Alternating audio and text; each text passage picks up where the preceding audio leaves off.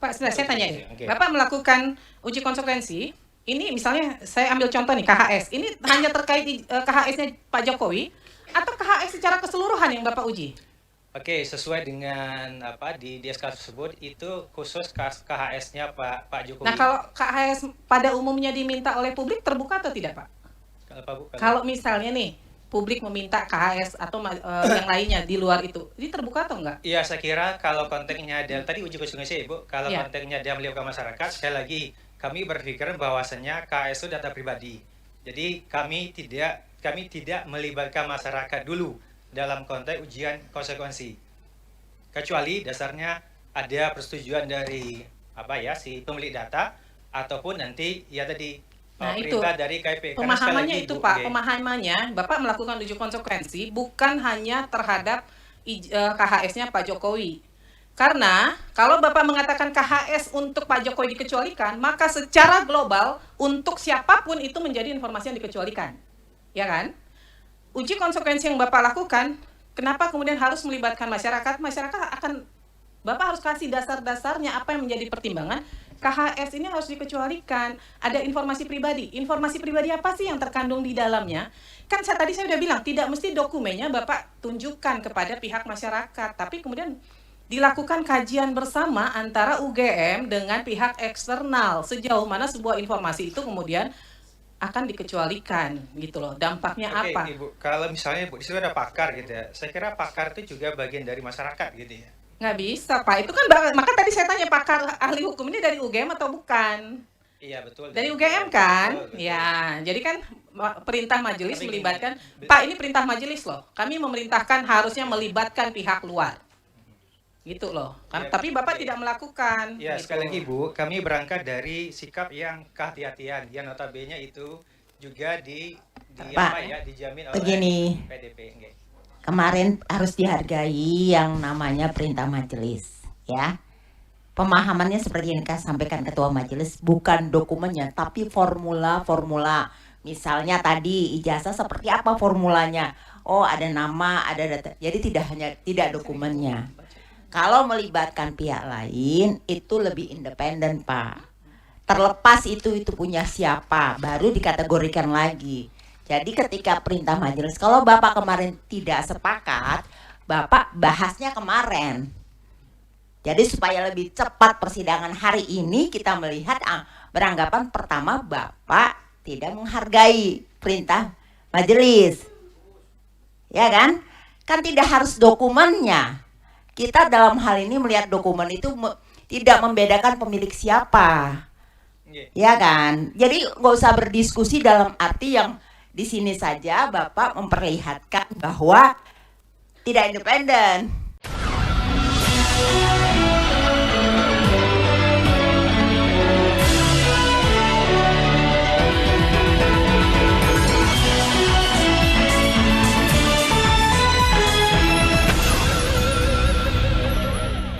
Halo, apa kabar? Assalamualaikum warahmatullahi wabarakatuh. Saya Hersman Arif, senang sekali bisa kembali menjumpai Anda semua. Sidang lanjutan di Komisi Informasi Publik yang diajukan oleh sejumlah aktivis yang tergabung dalam Bonjowi atau Bongkar Ijazah Jokowi hari ini kembali berlanjut. Seperti sidang sebelumnya yang berlangsung tanggal 17 November 2025, tensi persidangan berlangsung tinggi. Ketua Majelis Rospita Visi Paulin dan bahkan dua orang anggota majelis ini tampak kesal karena pejabat pengelola informasi dan dokumentasi atau PPID UGM ternyata tidak mematuhi perintah majelis untuk melakukan uji konsekuensi atas dokumen pendidikan mantan Presiden Jokowi yang disengketakan. Karena dokumen yang diberikan oleh UGM banyak disamarkan atau di blackout. Perintah ini dikeluarkan pada sidang sengketa informasi pada tanggal 17 November 2025 dan UGM diberi waktu 2 pekan untuk menyerahkan hasil uji tersebut pada sidang berikutnya. Ternyata dalam sidang yang berlangsung hari ini, hari Selasa tanggal 2 Desember 2025, UGM tidak melakukan perintah majelis itu dan tetap menganggap dokumen kartu hasil studi atau KHS Joko Widodo sebagai dokumen yang dikecualikan tanpa melakukan uji konsekuensi. Oke, izin majelis gitu ya. Jadi kenapa kemudian gitu ya kita tidak melibatkan unsur masyarakat karena kami berpendapat bahwasanya dokumen yang diuji dari Pak Jokowi itu termasuk adalah dokumen-dokumen bersifat data pribadi, sehingga kemudian kami beranggapan bahwasanya masyarakat itu dalam konteks ini tidak kami libatkan, justru kemudian kita membocorkan gitu ya data pribadi oleh Pak Jokowi, sehingga kemudian karena kami mendapat bahwasanya dokumen yang dimintakan oleh pemohon ini adalah dokumen-dokumen bersifat data pribadi. Pak, begini, pada saat melakukan uji konsekuensi, kan misalnya yang Bapak uji adalah KHS. KHS-nya kan tidak mesti dilihat oleh pihak eksternal. Tapi ada pertimbangan kenapa kemudian itu harus dikecualikan, Pak. Karena kan kalau Bapak hanya melibatkan pihak badan publik, pasti badan publik akan melindungi informasi itu. Itu pasti. 100%, 1000% pasti. Jadi kenapa kemudian dalam pelaksanaan uji konsekuensi itu majelis memerintahkan melibatkan pihak lain di luar UGM supaya ada pandangan sejauh mana informasi itu kepentingan publik terakomodir di situ. Apakah betul harus dikecualikan? Nah, dampaknya apa nih kalau ditutup? Karena ketentuan pengecualian kan kalau dibuka lebih banyak mudaratnya daripada manfaatnya. Begitu kan? Nah, itu sebabnya kami meminta harus melibatkan pihak eksternal. Kalau nih saya nih bagian dari Komisi Informasi, kalau saya melakukan uji konsekuensi untuk informasi yang kami kuasai, saya akan bilang itu dikecualikan, Pak. Maka perlu pandangan dari pihak lain, masyarakat, begitu loh. Iya betul Ibu gitu. Tapi sekali lagi kami di internal kemudian berkesimpulan bahwasanya itu adalah data pribadi gitu ya. Sehingga kemudian kalau kemudian masyarakat diundang gitu kan, itu kan kemudian kan kita menginformasikan data pribadi seseorang yang notabene itu adalah satu, belum ada persetujuan dari si pemilik data gitu. Yang kedua, saya kira kami juga dalam konteks kehati-hatian ya, kerahasiaan gitu. Kami memang menganggap bahwasanya kalau kemudian ada masyarakat di situ, kami khawatir. Justru kami kemudian kan mengungkapkan data pribadi seorang yang notabene sekali lagi itu belum ada persetujuan dari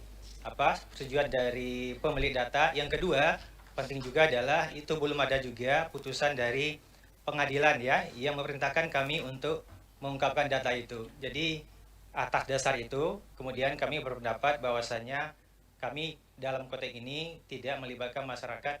Pak, saya tanya ini. Okay. Bapak melakukan uji konsekuensi, ini misalnya saya ambil contoh nih KHS. Ini hanya terkait KHS-nya Pak Jokowi atau KHS secara keseluruhan yang Bapak uji?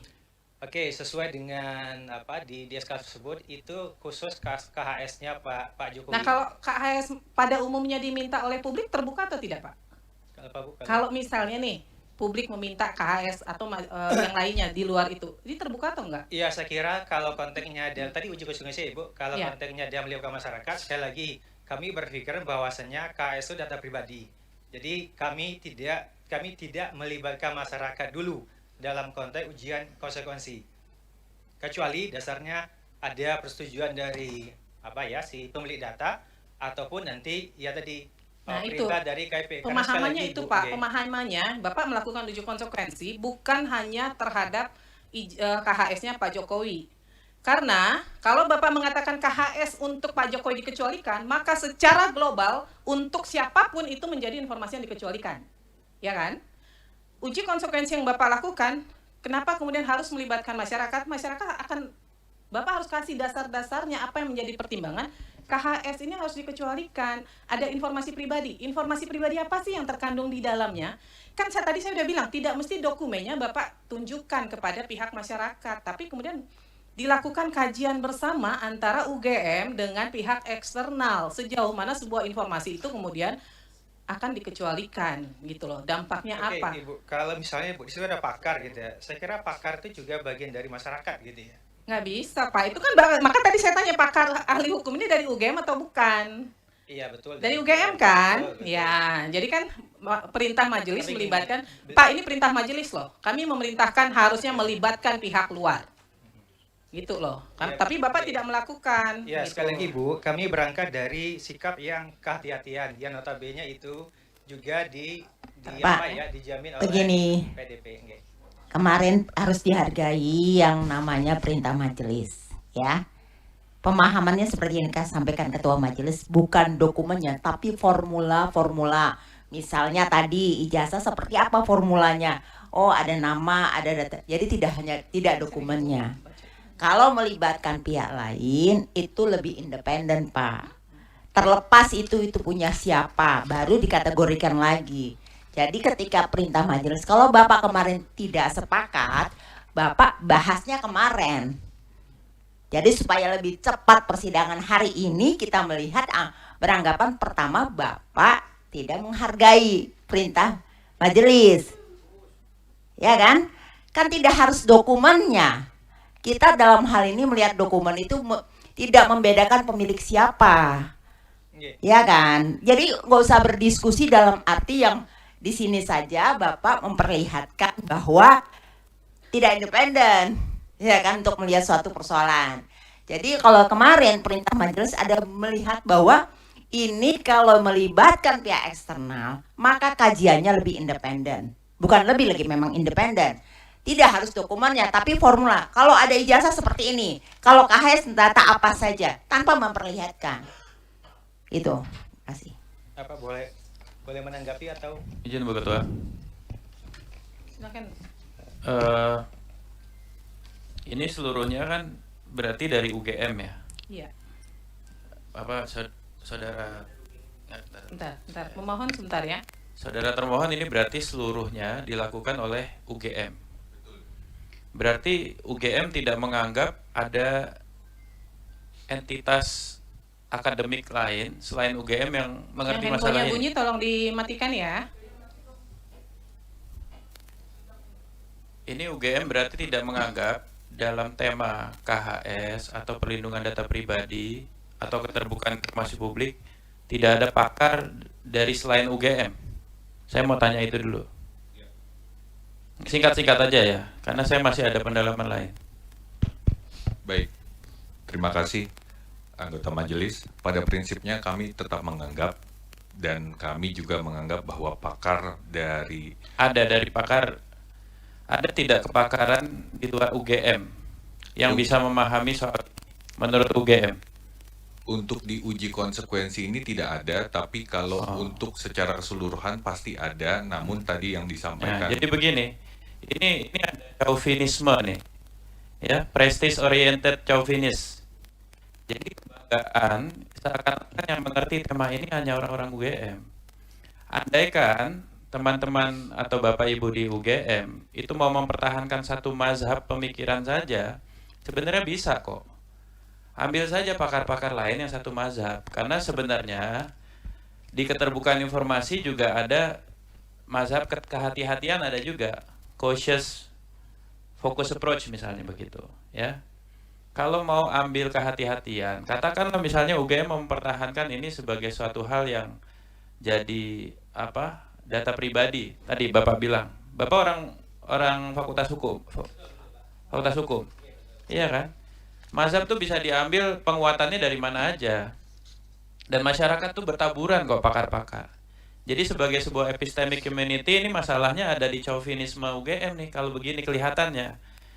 Jadi majelis memerintahkan melakukan uji konsekuensi sekali lagi, tidak dengan satu pendapat homogen dari UGM. Ini sudah komposisi berlaku untuk semua register Aqua, Pak.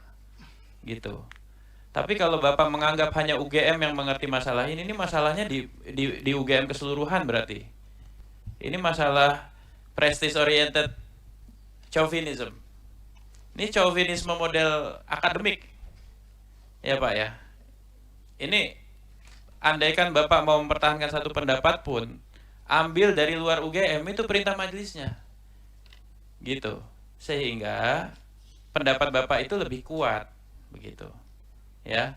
Ini saya sudah pakai bahasa yang paling netral, ya. Bapak mau mempertahankan silakan, tapi komposisinya tidak boleh homogen gitu, sehingga Bapak tidak dianggap sebagai satu kesatuan korsa, tapi sebagai satu kesatuan pandangan mazhab. Oke, Bapak anggap ini sebagai suatu hal yang harus dikecualikan, nggak apa-apa. Di luar pun banyak pakar-pakar yang bisa membenarkan itu. Gitu loh Pak. maksudnya. Dan tadi Ibu Ketua Majelis sudah sampaikan, jangan anggap ini sebagai satu case individu. Perlakuan Bapak terhadap semua pemilik dokumen tertentu, informasi tertentu di UGM begini, begitu loh. Dan itu didukung oleh perspektif apa? Ada tanggapan? Izin majelis menanggapi, kami tidak mempertahankan mazhab, tapi alasan kami tadi adalah kami mematuhi prinsip kehati-hatian kami. Iya, kehati-hatian itu tadi saya sebut salah satu mazhab. Cautious focus approach itu salah satu mazhab. Dan uji konsekuensi memang untuk mempertahankan mazhab. Salah Bapak kalau bilang Bapak nggak mempertahankan mazhab. Kan kebijakan rektorat harus ada. Bapak salah.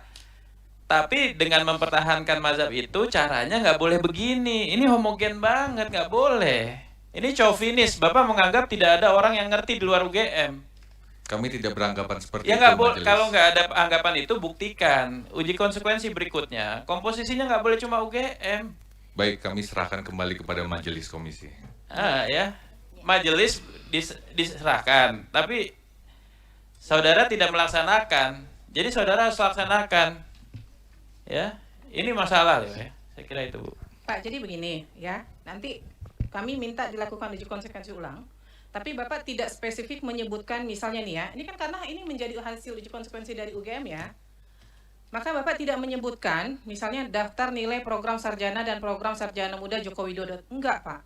Bapak harus melakukan uji konsekuensi secara global. Apakah benar daftar nilai program sarjana itu masuk kategori informasi yang dikecualikan untuk siapapun? Karena kalau dikecualikan itu dia berlakunya umum, Pak, bukan hanya person to person. Apakah kemudian terkait dengan nilai kerja nyata itu menjadi informasi yang dikecualikan? Kalau untuk Pak Jokowi dikecualikan, maka untuk yang lain pun harus dikecualikan, Pak. Nggak mungkin untuk Pak Jokowi dikecualikan terus orang lain minta Bapak buka aksesnya. Kalau dikecualikan ya informasi itu akan berlaku dikecualikan untuk semua. Kemudian terkait misalnya laporan tugas akhir, skripsi, benar nggak ini dikecualikan? Tidak dikecualikan, dikatakan berita acara sidang dikecualikan, benar nggak? Untuk semua alumni atau dari UGM berita acara sidang menjadi informasi yang dikecualikan. Itu harus berlaku sama, Pak. Jadi nggak bisa informasi itu untuk si A terbuka, untuk si B dikecualikan, nggak bisa. Uji konsekuensi itu berlaku untuk semua, begitu.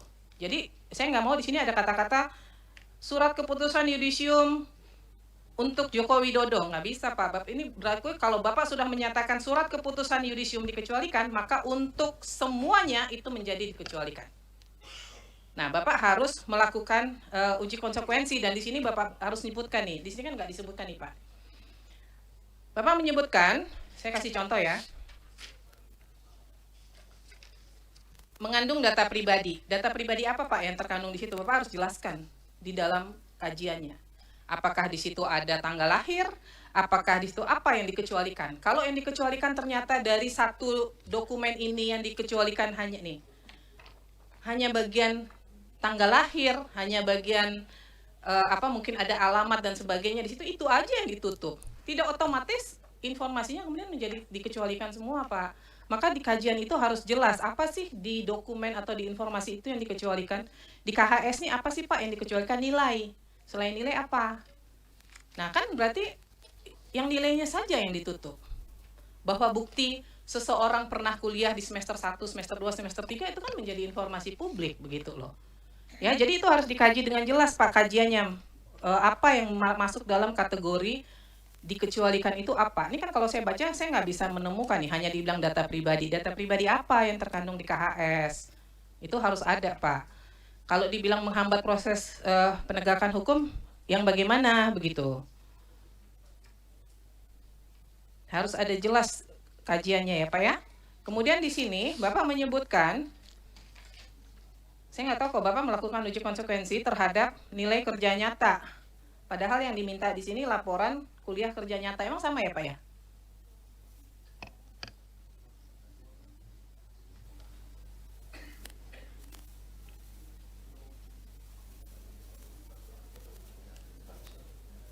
Coba silakan. Satu kali aja dipencet, Pak. Satu kali aja. Ya, tes. Iya. Iya Ibu, di situ kita memberikan adalah transkrip nilai gitu ya. Karena memang dokumen terkait dengan laporan kuliah kerja nyata itu memang tidak ada gitu. Atau mungkin dalam bahasa KIP-nya belum didokumentasikan. Jadi dokumen itu memang tidak ada. Nah, maka kemudian kami dengan etikat baik gitu ya, mencoba kemudian mencari-cari gitu ya, menelusuri di teman-teman fakultas itu, berusaha semaksimal mungkin menelusuri ya setiap info, setiap kemudian taharak dan seterusnya itu, maka kemudian adalah data nilai dari Pak Jokowi bersama juga dengan nilai-nilai mahasiswa yang KKN yang ada pada saat itu. Termasuk juga kayak pemohon memintalah transkrip nilai. Nah, transkrip nilai itu juga tidak ada gitu. Tapi yang ada itu adalah daftar nilai Pak Jokowi gitu ya, yang final. Itu yang kemudian kami tampilkan di sana. Jadi kami itu juga kami paham ya, pemohon ini kan tidak tahu nih kira-kira ya zaman itu tuh kebutuhan dokumennya apa. Nah, sehingga kemudian kami kalau itu ada dokumennya, kami sampaikan dan kami uji konsekuensinya. Jadi itu Ibu. Ya, jadi begini Pak, Bapak ketika melakukan uji konsekuensi kan kami minta harus berdasarkan informasi yang sedang disengketakan kan. Maka Bapak harus mengacu ke sini Pak. Misalnya, nih, laporan kuliah kerja nyata. Terlepas dari Pak Jokowi-nya ada atau enggak, kita nggak ngurus. Oke. Itu nanti di pembuktian. Ada nggak sih sebenarnya gitu. Tapi Bapak harus melakukan uji konsekuensi. Apakah laporan kuliah kerja nyata itu sebenarnya terbuka atau tertutup? Itu dulu Pak. Apakah dikecualikan? Kalau dikecualikan maka Bapak harus lakukan uji konsekuensi. Mengacu kemana? Dasar hukumnya apa? Begitu. Kemudian laporan tugas akhir. Jadi jangan di sini dimintanya laporan kuliah kerja nyata, Bapak bikin di sini yang diuji nilainya. Padahal yang diminta laporannya. Kan jadi nggak sinkron nih Pak. Ya kan? Maka kan majelis nanti akan membuat pertimbangan berdasarkan hasil uji konsekuensi. Maka harus mengacu ke sini. Jadi Bapak semuanya harus mengacu ke semua informasi yang diminta ini. Ya, jadi kalau yang diminta laporan jangan Bapak uji nilai, kita tahu kalau nilai dikecualikan itu kita tahu.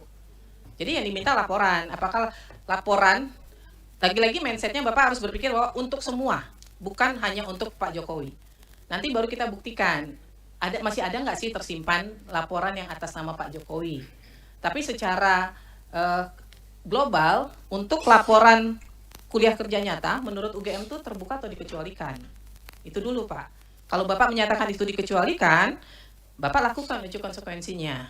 Kalau nggak usah Bapak lakukan. Jadi kalau di sini yang kayak seperti Bapak bilang ini terbuka, itu nggak perlu Bapak uji sebenarnya karena terbuka kan. Yang tadi di sini ada dikatakan laporan tugas akhir tidak dikecualikan. Berarti Bapak nggak perlu lakukan uji konsekuensi. Uji konsekuensi itu hanya untuk informasi yang menurut UGM adalah masuk kategori rahasia. Itu yang harus Bapak uji konsekuensi. Begitu. Ya, sejauh mana itu harus ditutup kepada publik begitu. Jadi dan lagi itu berlaku semua ya, bukan hanya atas nama Pak Jokowi, tapi untuk semua. Kemudian SOP yang diminta ini mungkin waktu itu nggak ada menurut Bapak. Tapi di era sekarang ada nggak? Kalau ada itu terbuka atau dikecualikan? Gitu loh. Kalau nggak ada ya Bapak nggak perlu lakukan uji konsekuensi karena memang nggak ada, tidak pernah ada di UGM begitu. Begitu ya Pak ya? Baik. Gimana? Silakan. Ketua Majelis, ya. Nanti untuk SOP itu kita tidak akan perlu masukkan karena memang saat itu tidak ada SOP, hanya ada buku petunjuk. Betul. Itu buku petunjuk kami sampaikan karena bentuk itikat baik kami. Di situ kurang lebih mirip-mirip dengan apa yang dimintakan oleh dari pemohon. Adalah SOP di situ ya? Iya. Iya. Nah itu terbuka apa tertutup Pak? Terbuka. Terbuka ya? Berarti nggak perlu diuji kan? Baik. Iya. Nah nanti dicek ulang lagi ya Pak ya. Ini harus disesuaikan karena ini hasil uji konsekuensinya nggak sesuai sama sekali nih. Ya. Izin Ketua Majelis, Ya. mohon penegasan yang kami uji konsekuensikan itu dokumen yang dimintakan oleh pemohon secara rigid dengan atas nama Bapak Joko Widodo atau secara global. Jadi Mohon pertama Bapak penjelasannya. melakukan secara global dulu. Secara global nanti baru di pertimbangannya Bapak menyebutkan yang atas nama Pak Jokowi, misalnya sekarang logikanya gini aja Pak, kalau dikecualikan, mau itu sedang dalam proses hukum atau apapun, dia tetap dikecualikan, kan begitu. Tapi kalau dia sebenarnya terbuka, kemudian saat ini sedang dalam proses pengadilan sehingga nggak bisa diberikan, itu sebenarnya nggak perlu dilakukan uji konsekuensi. Karena mengacu ke pasal 17 dia dikecualikan, kan begitu. Yang Bapak lakukan uji konsekuensi adalah ketika siapapun yang meminta, UGM akan menyatakan itu dikecualikan, siapapun. Nah, kalau yang terkait ijazah Pak Jokowi bahwa sekarang sedang dalam proses peradilan, Bapak Ibu tinggal mengacu ke pasal 17, ya kan? Bahwa di situ dengan jelas disebutkan masih dalam proses peradilan menjadi informasi dikecualikan. Nah, tapi kami sedang mendalami lagi dari UGM karena yang menjadi para pihak kan bukan UGM nih. Para pihaknya adalah orang lain, hanya dokumennya sedang dipinjam dalam tanda kutip dipinjam oleh Mabes Polri atau oleh Polda Metro Jaya dalam kasus sengketa yang lain, ya kan? Kan para pihaknya bukan UGM kan? UGM nggak jadi para pihak kan di sengketanya Polda Metro kan? Ya, jadi secara global dulu bahwa nilai KKN apakah secara global menjadi informasi yang terbuka atau tertutup? Kalau tertutup silahkan lakukan uji konsekuensi. Kemudian nanti baru di dalam persidangan baru kita nanti akan gali. Nah, kalau terkait ijazah Pak Jokowi atau terkait nilai KKN Pak Jokowi ini ada atau enggak? Gitu. Kalau kita simak persidangan tadi tidak terlalu salah kalau publik menilai itu sangat terlihat bahwa UGM itu ya mencoba melindungi dan terkesan mencoba menutup-nutupi hal yang berkaitan dengan keberadaan dan keabsahan semua dokumen yang menunjukkan bahwa Joko Widodo itu benar pernah menjadi mahasiswa UGM dan menyelesaikan studi kesarjanaannya di Fakultas Kehutanan UGM. Bahkan Anda tentu masih ingat pada tanggal 28 November lalu, nggak ada angin, nggak ada hujan, tiba-tiba Rektor UGM, Profesor Ova Emilia kembali membuat penjelasan itu berupa 9 alasan yang membuktikan bahwa Joko Widodo adalah seorang insinyur yang telah menyelesaikan pendidikannya di Fakultas Kehutanan UGM. Tentu sangat aneh kalau memang benar Joko Widodo adalah seorang sarjana yang sudah menyelesaikan seluruh tahap proses pembelajaran di UGM sehingga dia berhak menyandang gelar insinyur. Namun ketika diminta melakukan uji konsekuensi tentang KHS, kartu hasil studi, mereka tetap bersikeras memutuskan KHS milik Joko Widodo sebagai dokumen yang dikecualikan tanpa pertimbangan dari seorang ahli dengan alasan dokumen itu milik pribadi Jokowi yang harus dikecualikan dan itu artinya ya dirahasiakan. Saya sih nggak terlalu terkejut kalau siapapun yang menyaksikan persidangan tadi dan juga tampaknya ini majelis di Komisi Informasi Pusat juga merasa heran dan juga kesal gitu sampai-sampai tadi ada seorang anggota majelis KIP itu menyebut sikap atau langkah yang dilakukan UGM itu sebagai bentuk chauvinis. Ini sebenarnya dia menggunakan bahasa yang halus tapi ini merasa kira-kira bahasa Indonesianya mungkin kalau diterjemahkan dia merasa ini sok banget ini UGM gitu merasa karena chauvinis itu kan sikap yang merasa kelompok sendiri paling unggul, paling benar dan merendahkan kelompok lain. Dan itu semua sayangnya sikap mereka itu justru makin membuat publik curiga dan mereka itu menduga-duga ini memang ada yang coba ditutup-tutupi dan dilindungi soal keabsahan ijazah Joko Widodo itu. Saya Hersbun Arif, sampai jumpa lagi. Wassalamualaikum warahmatullahi wabarakatuh.